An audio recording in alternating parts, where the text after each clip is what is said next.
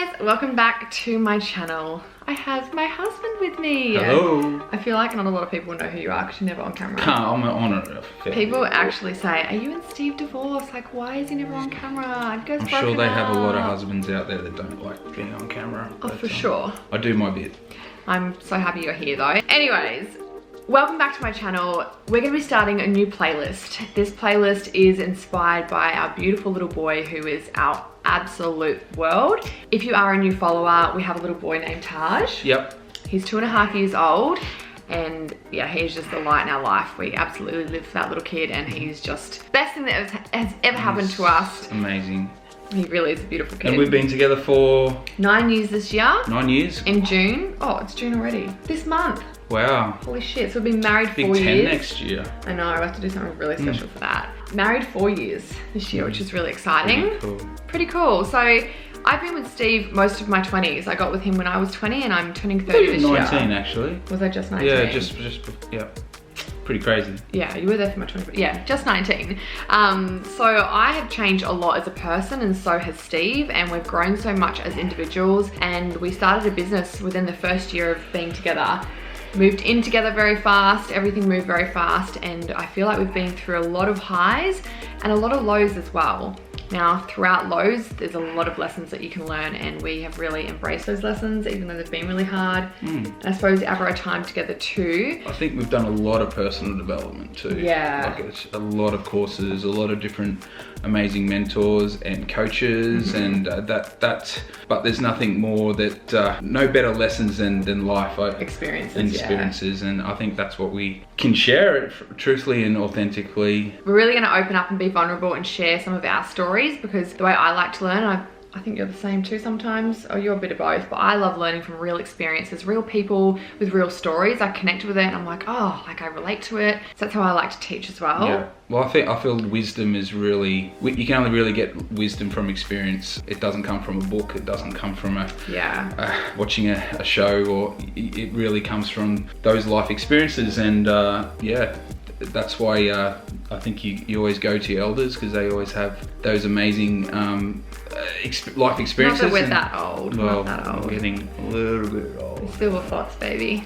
But Taj, we would love to share some of our lessons on him, because heaven forbid if something would happen to us, or we also think our lessons not only would help him, but also help you guys as well. So we're speaking to Taj, but we're really speaking to you as well. Little man, when you're 18 or 20 and watching this, Mummy and Daddy love you so much. Hopefully we're not embarrassing you too much. No, we really want to help Taj and help you guys as well. So here's our first episode. Enjoy, yeah. Hope you guys enjoy it.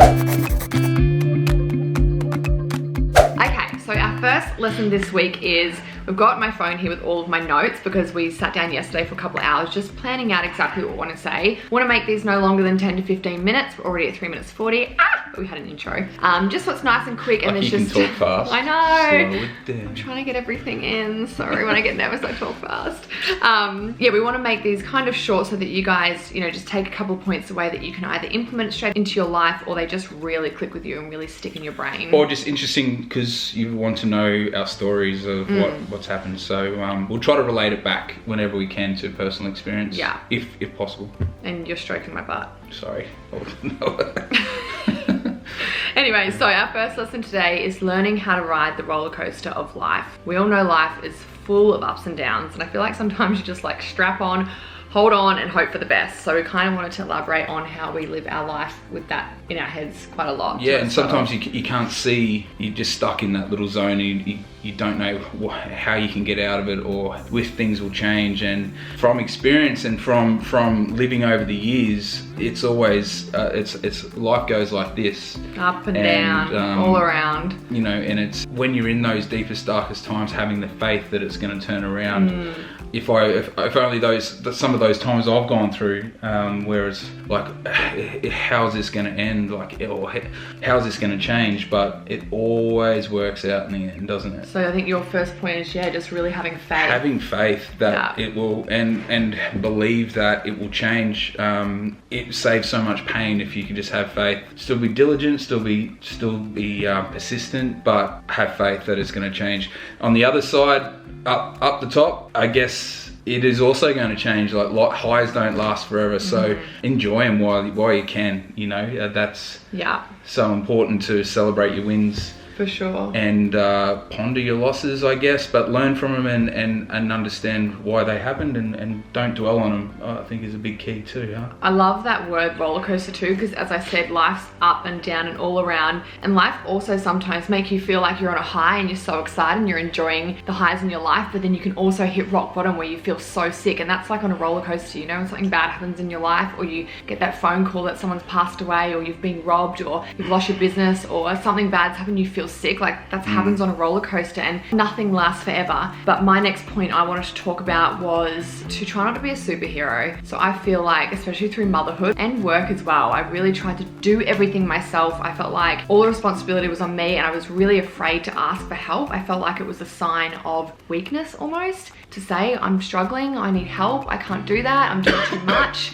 Don't do that. There's so many people around you that can support you and help you, and you can grow from them and learn. And I feel like teamwork makes the dream work, and that's in every instance, whether that's a business or a relationship or a family dynamic. Like if you all work together, you can really produce some magic. So don't try and be a superhero. Ask for help where you can. And source mentors, you know, find people that have done it before what you want to do, who've been in those tough times, because I guarantee they've experienced it and come through. And why go through all the pain then when someone's already done it? Just and you can learn from them. Take the lessons, learn from them. Be a student, always be a student. Never think you know everything. You never know everything. And be open to suggestions. It's not a weakness to ask for help. It's actually a strength, and you become so much stronger, so much wiser, so much more compassionate for yourself and everyone around you. You become such a better person the more that you grow. Yep. So don't be afraid to ask for help. So our next point is celebrate your wins and learn from your losses. Well, I think I touched on it a bit, but I'll just go back to myself. Like, life is all about experiences, and it's all about the ups and downs. And anyone that's been through a cycle of a roller coaster know that the wins don't come around that often. And so when they do, get out there and celebrate it, fist pump, enjoy it, but don't get carried away with it.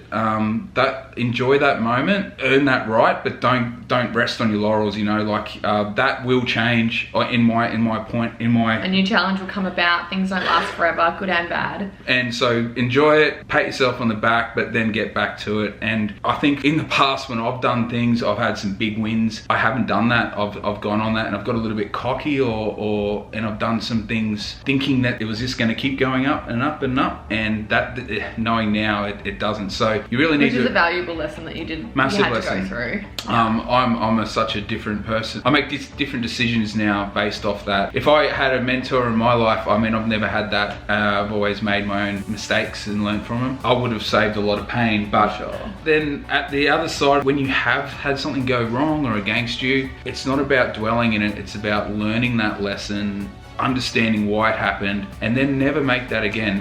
One of the biggest lessons I've learned is a lesson is repeated unless it's learned. So powerful, but so hard, and I still go through this, You'll find that if you're always doing the same thing, it will keep showing up until that lesson's learned, and it'll show up bigger and bigger and bigger and harder until you do it. So learn it quick, learn it fast, and then move on, and be grateful for the lesson. Which is so hard sometimes, because it's very easy to fall into a victim as blame. Why is this happening to me, or she or he didn't do that to me, I wouldn't be here. But the universe is trying to help you. The universe is trying to help you learn so you can become better and stronger. Whether you want to see it or not, and that's the gift, you know, like life happens for you, not to you. And I feel like you should get that tattooed on you. It's like your favorite saying. It is my favorite saying. Okay, being in the moment, enjoying the moment, and not fixating on the past or future. One of my mentors, Katie Dean, who, if you're a squad member, she is absolutely incredible. You've known her for how many years? Since Fit Kids.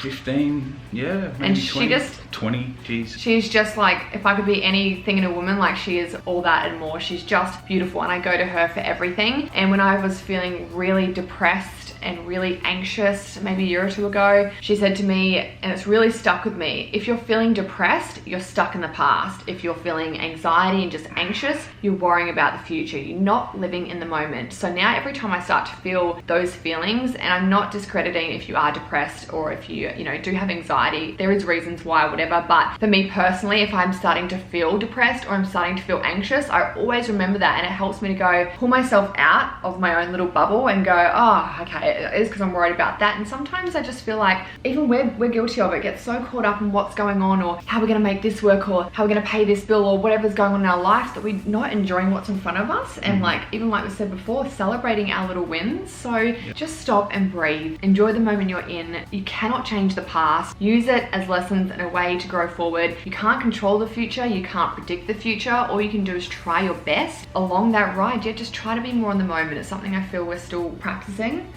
but getting a lot better at. And I would love TAJ and anyone else watching to just stop and take 10 big breaths and be in the moment. Okay, next one. My next one is probably my biggest, and hope TAJ you're still watching this, by the way. We're at 12 minutes, we're doing well, baby. Doing well. Yeah. And this is a lesson that I would have been drilling into you many times already, I'm sure. But persistence always wins. So it's my trait that I naturally do really well. I'm a persistent. And I'm the opposite. And it's served me so well over the years. And basically what I tend to see people in life is in that curve when things get tough, they tend to jump off at the hard bit, and give up, and they don't know that they're just there. They've just got that little bit more of grinding and just working, a little tweak this way or that way, or jump over it or under it or side, and they tend to jump off. And what I find in life is people who persist the longest tend to win out in the end. And not just in business, right? In everything, friendships, finances. Because there's always going to be this, and it'll come around again. But all they are is challenges. They're not anything else but that. If you can look at every problem as a challenge and understand that it's just